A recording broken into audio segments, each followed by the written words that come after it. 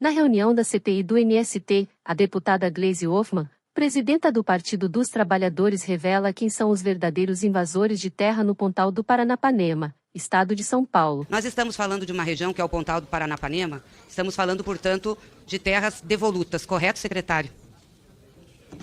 Só para confirmar. Estamos falando de uma região de terras devolutas, Pontal do Paranapanema, terras públicas, correto? Não, nem sempre. Algumas públicas, outras não. Eu queria ler, então, uma história aqui.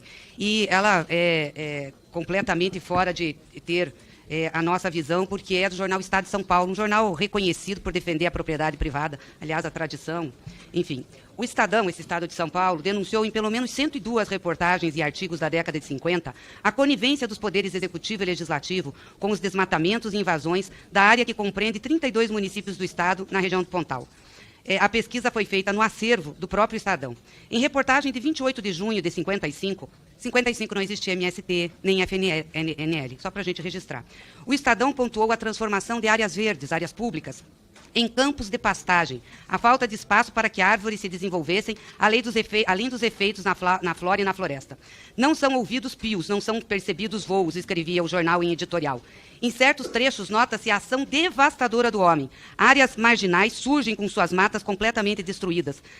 Clareiras amplas, de forma mais ou menos circular, abrem-se como feridas no verde compacto da região. Até muito longe percebe-se o cinzento triste das queimadas, de onde sobressaem tocos transformados em carvão e algumas árvores maiores já sem vida.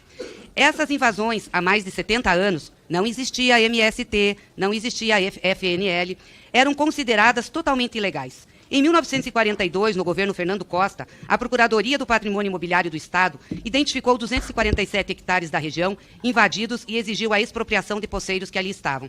Porém, segundo o Estadão, nada foi feito e o Pontal continuou a ser invadido e derrubado, grilado. O jornal explicou que o Pontal foi saqueado por Adhemar aqui, Adhemar de Barros, ex-governador de São Paulo, por seus parentes, amigos e correligionários que puseram nos postos administrativos de onde deveria partir a repressão alguns testas de ferro do PCPismo. Aquelas terras, por devolutas, pertencem ao Estado, cabendo ao próprio Estado resguardá-las dos delitos que lá, em detrimento do patrimônio e da incolumidade públicos, têm lugar, dizia a nota. Somente em agosto de 1955, o jornal publicou 5 artigos que relatavam os problemas sofridos nas reservas florestais da Alta Sorocabana.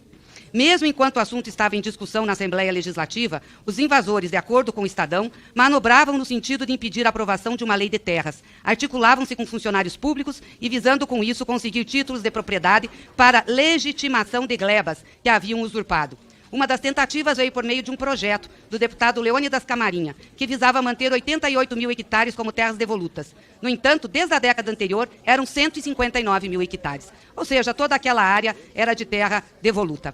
Então, nós estamos falando aqui sobre patrimônio público, não privado. Nós não estamos falando aqui sobre gente que suou a camisa para comprar terra. Nós estamos falando de grileiros, de poceiros, de gente que invadiu terra pública, que queimou, que desmatou e fez isso com a conivência do Estado de São Paulo. Depois teve a tentativa agora de regularizar. Começou com o Dória e está com o seu governador agora, que quer vender essas terras para legalizar com 90% de desconto.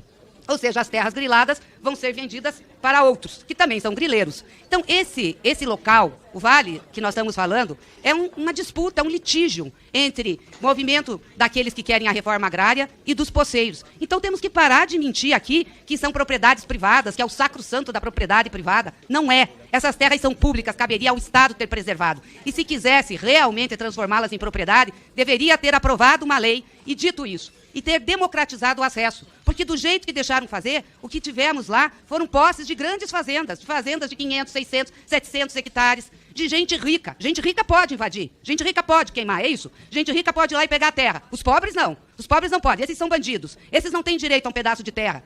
Ou vocês acham que a grilagem foi feita como? Com sorrisos e abraços?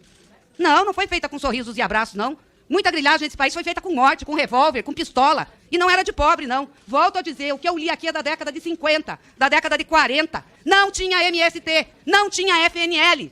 Então quem foram os bandidos? Os grandes proprietários que se estabeleceram lá e que agora dizem que são donos de terra? Vamos parar com isso, com essa lenga-lenga. Aliás, eu quero depois usar os meus 5 minutos para uma acusação grave aqui. Eu fiz, senhor presidente, no dia 20 de junho, a pedida da juntada de um vídeo aqui, que é o vídeo do advogado Cirineu Dias, que foi colocado pelaquela senhora, Maria Nancy, como seu advogado, e que ele teria sido, pedido a ele propina pelo Zé Rainha. Ele fez um vídeo, eu queria que passasse o vídeo aqui hoje, inclusive na frente do secretário, dizendo que é mentira, que nunca teve extorsão de Zé Rainha e de nenhum membro da FNL, que ela foi atrás dele porque ela queria vender as terras, porque ela sabia que podia ser invadida e ela queria vender antes. E pediu para ele ir lá negociar. Vamos pôr o vídeo aqui. Se vocês não têm medo, vamos pôr. É bom que o secretário de Segurança veja isso também.